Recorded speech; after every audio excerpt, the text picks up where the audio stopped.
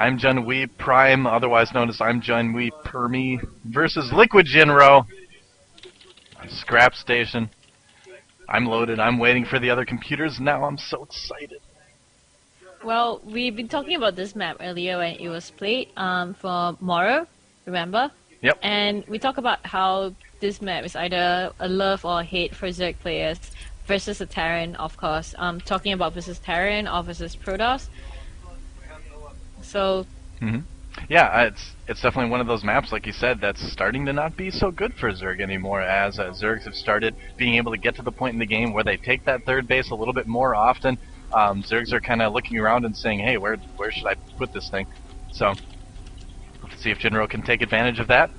So let me introduce our players here. We've got Liquid Jinro spawning as the Pink Terran, this time at the 12 o'clock position on Scrap Station. His opponent is going to be IMJunwi Prime, I believe, or Permi, whatever you want to say, spawning as our Red Zerg player at the 2 o'clock position on Scrap Station. And, wow, I'm just still thinking about last game, Kelly. Yeah, I know. Man. A 1,000 nukes and 1,000 Yamato, a mothership. Well, really, really good game.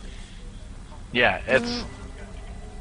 I don't know, that was one of the best games of StarCraft 2 I've ever seen. I mean, to be honest, I feel like Younghwa could have moved in a lot earlier in that game and made it very, very difficult for Jinro to win.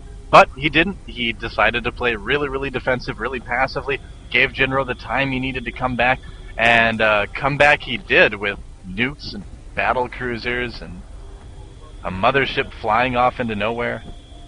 Well, it looks like Jinro is going to just do the standard block off at the front of his base with 3 barracks or 2 barracks and 1 bunker.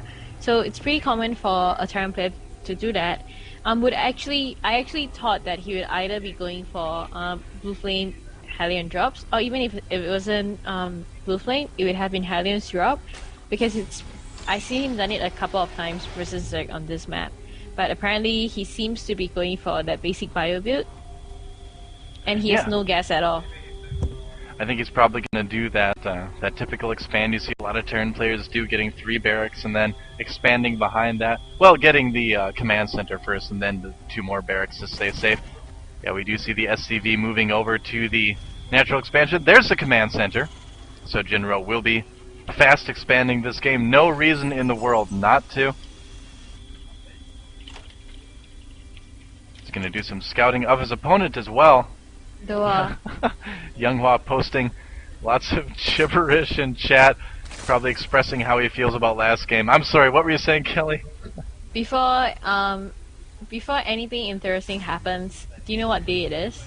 Today is... Sing it. I don't know. Today is Friday? Oh no, I'm not gonna sing that. I almost tricked you, but you thought about it, right? You thought about That's right. Well, what I was thinking about more is when I take a car somewhere next, which seat will I take? Okay. I don't know. Oh my god. You know what? Looks like Junwi is going to go for some sort of timing push because he hasn't got an expansion, and he has, in fact, invested his money into actually getting Roach Warren, and at the same time, well, no, I actually think he has to expand, otherwise it'd be really hard. I don't see any way that he could actually burst into the front of Jinro, but no, he is going for that Roach push. What do you think about that? Don't you think that's a little bit too risky for a Zerg player, especially playing against a Terran player? Yeah, it's certainly very risky. I kind of feel like at the same time though, Jinro right now in his play lately has been a little bit weaker to the early heavy Zerg pressure. In some of his games we've seen July take advantage of that. So I think that Junwi knows that, and he's going to try to exploit that fact that Jinro's a little bit softer in the early game. He certainly doesn't want to get into a macro game against Jinro on Scrap Station. So yeah, I think it's definitely risky, but why not give it a try? He did get his expansion now though, so kind of an odd opening from Junwi, certainly. Absolutely, but he seems to have a plan about this. I mean, look at that. He is going for a double prong attack. One with his feelings at the back door and one with his roaches at the front. I think he's just trying to get range onto this barracks, and Jinro is going to have some sort of trouble because the barracks is going to go down. Not sure how he actually wants to defend this because looking at army side, he does not have enough to defend this. He's going to repair it, the trusty SCV. I see what Junwi was trying to do here. He was trying to use the roaches to keep the Marines far enough back. Is the barracks gonna go down? The barracks, so close. So close. And that is gonna put Junwi very, very far behind. He needed that attack to work. Probably gonna be able to take out the add-on though. Yeah. Oh, actually, nope, those SCVs are repairing the barracks, not the add-on. So what he was trying to do, I think, is use the roaches to push the Marines back to allow the Zerglings to attack the bunkers, or the barracks rather, unopposed. So I like the idea, but just didn't work out. But it was pretty good though, because he did almost take all the barracks at the front down. And he could have got range on the SCVs and using the speedlings to actually heat the barracks. But right now, Jinro already has his siege tanks up, and he has siege mode soon, which means that it would actually be pretty much impossible for Junwi to break in through the front base. At the same time, because he's so aggressive and he knows that Jinro is playing more cautious, he decides to take the high U at the bottom 7 o'clock position, and that is absolutely brilliant. Yeah, I would say that's exactly the thing you need to do. You're absolutely right, because if you are that far behind, you need to get something that's going to swing the game back in your favor, and if your opponent is turtling like Jinro is, no reason not to take the gold. I mean, Jinro's not going to be attacking it anytime soon, and these rocks are actually going to go down very, very soon. That's going to make it difficult for Jinro to fend off, or I guess fend off any sort of speedling run-bys. He's going to have to worry about that now. So I like the pressure psychologically that Junwi is putting on Jinro right now. Wouldn't it be extremely inva if SCVs could repair destructible rocks? How do you do that with a drill and a claw? You're like taking little bits of sand and like licking them and trying to stick them together and put them back on the rock pile. Yeah, absolutely. I don't know how well that works. The bad thing right now is Jinro is kind of playing blind right now. I guess he can guess that there is a natural expansion for Junwi based on the amount of aggression that he's putting up, but he does not know that there is that gold base up. Some sort of drop would actually be preferable for Jinro to do right now. Yeah, on Scrap Station, drops are a lot more common. I mean, I love using drops against any race on Scrap Station. It's so quick from your main base to the other base. Looks like, speaking of a drop, here's a drop taking out this Overlord for Junwi, and that will supply block him for just a moment. Actually, he is still supply blocked. He will need to make another Overlord before he's able to make anything else. In fact, just starting that now, so really great snipe by Jinro, slowing down Junwi a little bit. And Jinro is indeed getting more medevacs. So I think you're right. I think we could definitely see some drop play.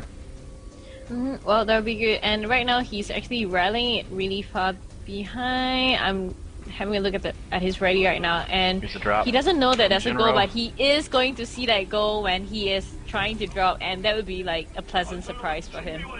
Yeah, that'll be like opening up a little present on Christmas. He will see the gold base as soon as he runs his Marines. It's almost like he knows. It's like he's psychic. I don't know. Oh, maybe he doesn't know. Otherwise, he would have kind of moved in by now. A lot of speedlings coming to defend though. Jinro kind of missed his timing there because more units are coming in, but he sees his gold base. He is going to try to kite this, but there are so many speedlings here. He must be kicking himself right now for not actually moving in just minutes before. I mean, just seconds before even. Yeah, nice job picking up those Marines and saving them, at least for Jinro. He's got him on the high ground now. That's going to help him keep control of that Zelnaga tower, or at least allow Junwi to not get control. In the meantime, another drop from Jinro. Not able to do anything. Junwi has units there right away. Looks like a Spire going up, and Jinro did see that now. Well, Armory going up for him as well, so we would see a mag army from him, and he would be safe for a little bit of time. He has that second expansion up, and it's just that he hasn't floated out yet. I would assume he would take the second natural expansion, which is near to the middle Zelnaga tower, and put a planetary fortress up there.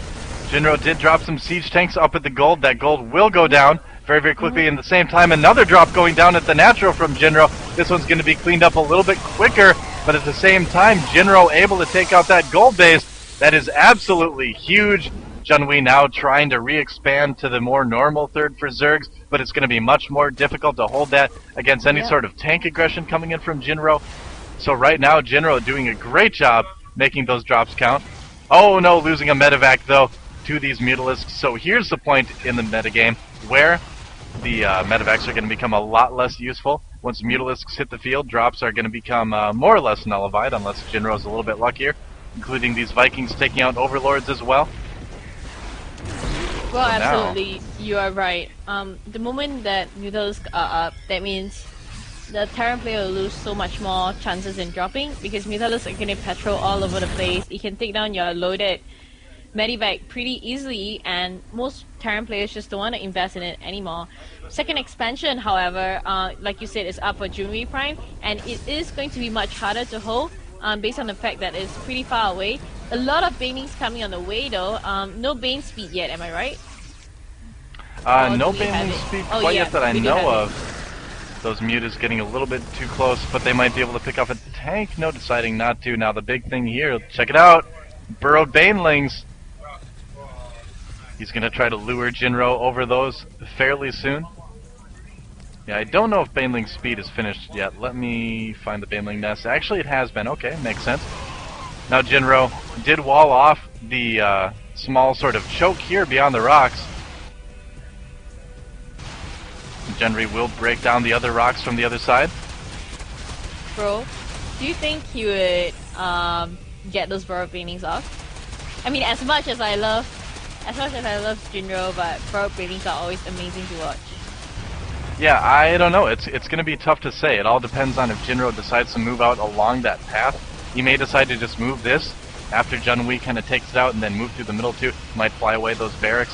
But just having these burrowed banelings in the middle of the map are such a huge threat for Jinro that he doesn't know about, that if Jinro ever does decide to move out and Junwi's paying attention, it could end up going very well. In fact, it could end a push right there. So. Oh my god. Jinro is going to move out. Is he going to step onto all those baneling mines because they're so no. big? It seems like he's hesitant though. I really hope he actually does scan this. He's going to move some of his check for the out, gold first. Those straight. tanks are safe. Excellent. Oh no, Jinro. Oh my god. Oh, he didn't siege though. Oh no, all the banelings coming in, all the siege tanks going down so quickly. Jinro doing a nice job splitting his forces. Not getting close to those burrowed banelings. Wow. Those burrowed banelings not quite doing anything, and the gold goes down again. Jinro getting a little bit lucky there, but losing all his tanks. Lucky charm on him, like seriously lucky. The bad thing was he actually sieged at a really bad time, so he lost many tanks more than he should, because those mutas would come in and snipe it really easily. But at the same time, he was pretty lucky that he did a pretty insane split, which resulted in him actually not losing as much Marines as he should have. Well, the big thing with Jinro too is that he did lose all those tanks. That's absolutely huge. He really kind of needed those. So right now, Jinro needs to play super defensive, needs to turtle up as best he can. Junwi doing a good job extending the creep. And he's got another army ready to go. I think Junwi's going to try to bust this area. Not sure how well that's going to work, but I think he kind of wants to give it a try.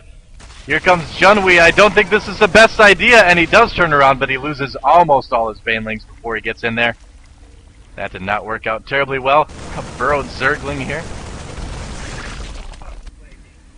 Jinro moving out again. Oh no! Oh, great scan by Jinro!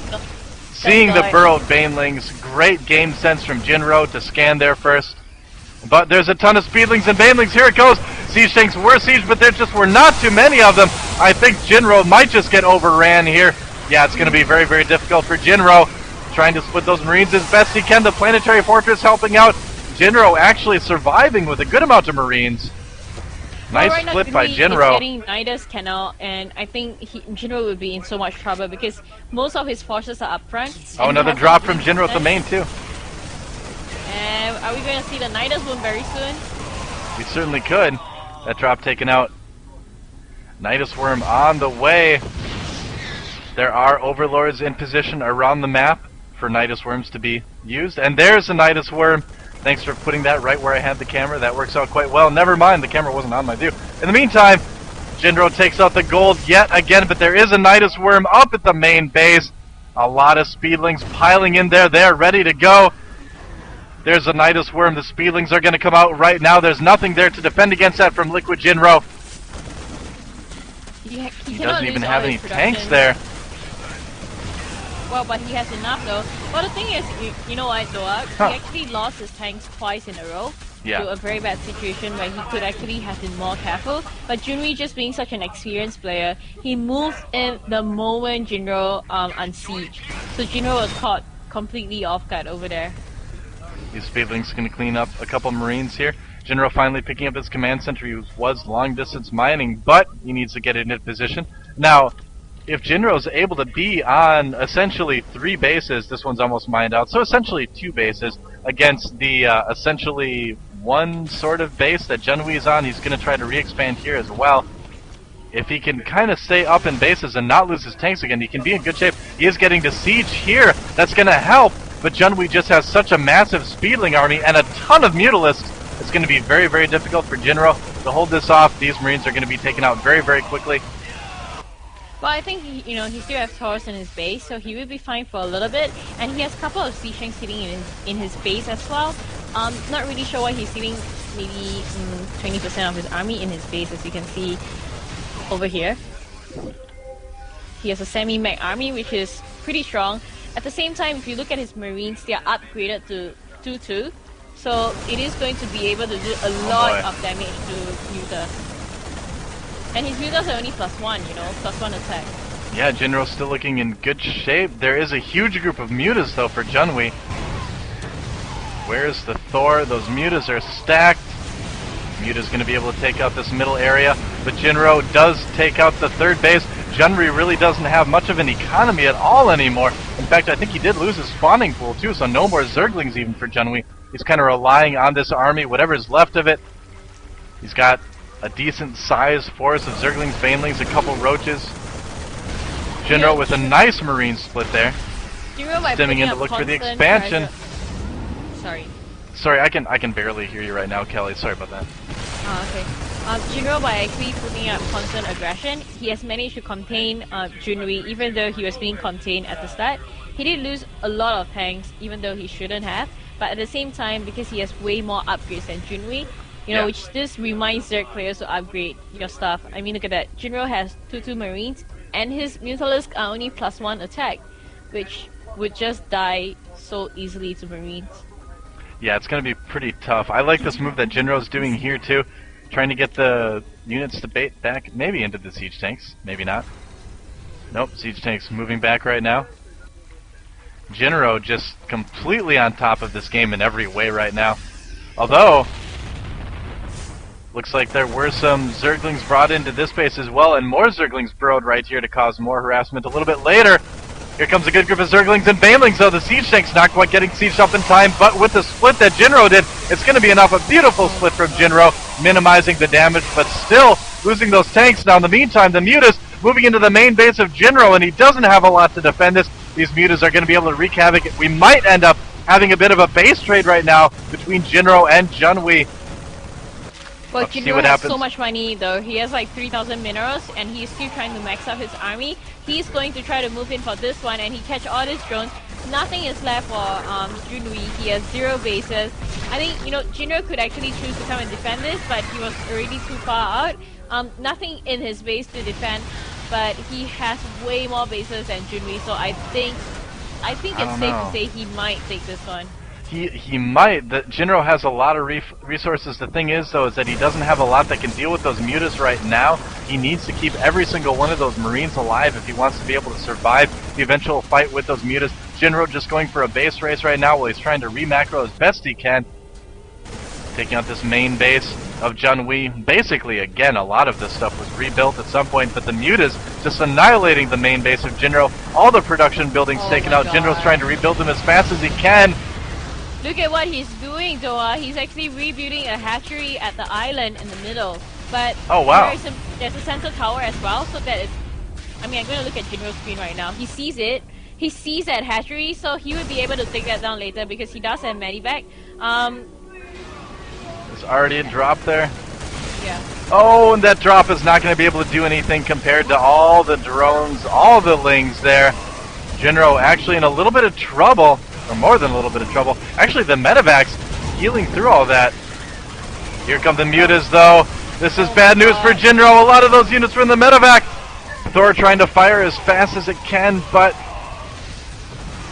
I don't know. Jinro losing most of his marines. I kind of think he should have just focused on going for that base trade because he should have just fully committed to it. Right now his food count is almost the same as Junwi, even though Junwi has almost no money left. He's in so much trouble right now. There's such a huge wall of mutas going towards him. He is in big trouble, though. Yeah, this is yet another crazy game. Maybe not quite as crazy as the last one, but still, if I hadn't seen the last game, this would be one of the craziest games I'd seen in a long time. The Zerglings finally on Burrow for Junwi, going after the turrets and preventing a lot of mining from Jinro. Again, he's going to want to lift that command center. Yet again, Jinro having a lot of turrets here. Doesn't really have any Thors to defend, though. He can't really make any more. Here come the mutas again. They're going to take out this command center. Junwi might still be able to take this game. Jinro still with a lot of resources, but he is supply blocked right now. Well, the bad thing, you know what? The bad thing is that Junwi didn't manage to upgrade his mutas, so there's an insane amount of missile turrets at Jinro's expansion right now, which means he would be able to secure that. I'm not sure what Jinro wants to do though, because I mean I really do not think he should try to go on a base trade on an island without mobility, nowhere to run, and the wall of muta is just going to come in. Jinro only definitely should try to remax because he only has Junwi one base right now. He really needs just to sit, defend. Like you said, try to remax. Maybe try to make sure the island is the only base that Junwi has. Because he's going to lose everything else. You know what he should do? He should totally put SCVs inside his medivac, drop inside the Zerg base, and try to build missile turrets behind the base where there's no creep yet, and just move his marines in. That's not a bad idea, actually. That's that would be pretty funny. Yeah, those mutas will be torn apart if they ever do engage that army of Jinro. Again, the upgrades are way in his favor. 3-2 Marines versus 0-1 mutas. But, have to see what happens. Even can get a massive ball of fighting right now. Get a lot of star power, but it looks like Jinro has no intention of doing that because he just put up 2 orbital commands. 2 command centers. Well, he could defend that sort of partial island expansion. He is building more Thors now. He's got 2 on the way. He will need to rebuild his armory, but that would be extremely good. Needs to rebuild a lot of supply depots. So this is one of those crazy games where you kind of have to think about every single unit, every single gatherer. Jinro checking again for the gold. May decide to try to take that himself, actually. You can put up enough turrets. But Jinro's starting to run a little bit low on money. Not a lot of gas, not a lot of minerals. Well, food count-wise, he's still pretty much ahead. I think he's forgetting the fact that the Zerg actually didn't have any production facility after he ended the life of them, and he basically only has a spawning pool up. Here comes some mutas though. Hopefully these mutas do not get caught by the Marines, which are really nearby. Yeah, where's the Thor? He needs that Thor. Everything's grouped up. Is the Thor gonna fire on it? Oh my so god, close. He manages to Wow. Yeah. I mean, he manages to actually repair it. At this point of time, as much as I want to root for Jinro, I have to say Junwi is doing pretty well for himself. But I don't see a way for him to win this because there's no way he can expand to any bases on the ground as much as he wants to, because there are so many siege tanks out on the field at the moment, and it's just simply impossible. Now Jinro's moving out right now without his Thors. See, he's gonna see all these drones and he knows, okay, where are you guys going? Konga party? I'm coming for you guys. And he would realize there's an expansion at the 5 o'clock position. So Junwi kind of gave that away himself. At the same time, he can't really afford to split his army. And pretty interesting to note that he doesn't have an insane amount of Marines like he should have. Yeah, he doesn't have a lot of Marines. He couldn't really produce a lot. He is getting more. Jinro does have a Thor at that base now. He is very safe, I would say, from any sort of mutalistic aggression. Now, one thing to keep in mind is Junwi does still have Banelings burrowed here and there around the map. If Jinro is unlucky to walk over one of those patches, that could end the game for him right there. Magic box to Thor, GG. Jinro is moving in. He did take out that expansion. That was the last mining base for Junwi. More mutas going down. The tank's actually getting to escape there too. Well, right now, Junwi actually doesn't have much mutas left. He has about 16 of them. He's trying to rebuild his spire, but then it would be one base mutas. He has leftover gas from earlier in the game though. At the same time, I really hope he tries to get upgrades if he wants to continue going mutas, which seems to be the only viable option for him right now. Yeah. I'm trying to figure out a way. Oh, there it is. The Baneling bomb's taking out a huge amount of Marines. Junwi GG's though afterwards, and Liquid Jinro takes us one win away from a World All-Stars victory in this clash of houses between Incredible Miracle and the World All-Stars, of course. Wow. You know what does it feel like? What? It just feels like Junwi was thinking to himself, okay, I lost for sure. Let me just try to get my Baneling bombs off just once. And then the moment he got his Baneling bombs off, he just GG's. I know.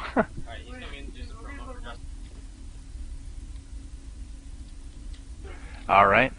We've got someone who's going to be joining our call soon. Hello, Ben. Can you hear me? Yes, I can hear you guys. How's it going? Hey, alright. This Hey, is Ben, everybody. He is going to talk a little bit about Justin TV and CyberSportsNetwork, so take it away, Ben. Hey, my name is Ben Fishsticks Goldhaber, and I work for Justin TV, but I also work for CyberSportsNet.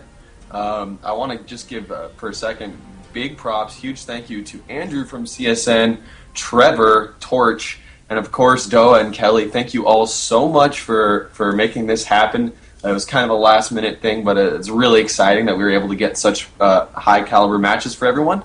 I just wanted to say a few things really quickly to the audience about CyberSportsNet. We're an up-and-coming esports league that we haven't really made our name for ourselves yet, but we're about to push a whole new website, a whole new rebrand.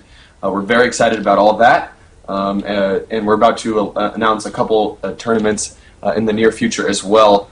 So if you're interested in more SE2 content like this, or if you play other major esports titles, make sure to go follow us on all kinds of places. I believe you guys already did the social media shout-outs, but we've been uploading a bunch of interviews from MLG Dallas. We've got interviews with Idra, interviews with Huck, a ton more interviews actually still on the docket to be uploaded. So if you're interested in that kind of content, go to youtube.com/cybersportsnetwork.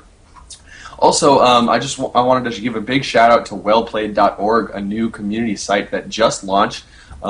They have a really, really nice stream directory over there. I just added the CyberSportsNet stream to their channel, so go check out wellplayed.org and check out the CyberSportsNet channel. And on top of that, you can definitely follow us on Twitter at CyberSportsNet, on Facebook as well. And I also, if you want to help promote this event, I know there's only 1 or 2 games left. If you want to help promote this awesome StarCraft 2 action straight from Korea, go over to reddit.com/r/StarCraft. I just put up a post there. If you go to r/StarCraft and click new, you'll see